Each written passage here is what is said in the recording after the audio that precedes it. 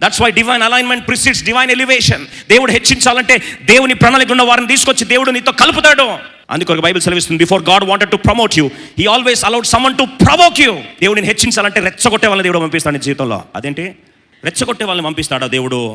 అంతే, master plan అదే. మరి హన్నా జీవితంలో దేవుడు ఈ లోకానికి ఒక సమయం లాంటి దైవజనుడైన ప్రవక్తని, ఒక్క మాట కూడా రాలని ప్రవక్తని పరిచయం చేయడానికి హన్నా జీవితంలో దేవుడు ఒక పెనిన్నాని పెట్టాడు.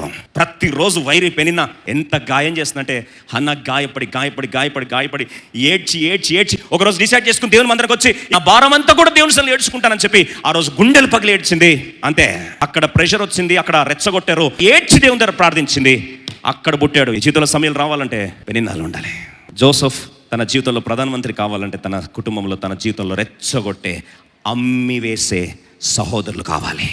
నిర్దాక్షిణంగా ఒక అంగడి వస్తువులాగా అమ్మేసే సహోదరులు ఉంటేనే, గుంతలో పారేసే వాళ్ళు ఉంటేనే, అమ్మేసుకునే వాళ్ళు ఉంటేనే యోసేపు ఏమవుతాడు? ప్రధానమంత్రి అవుతాడు.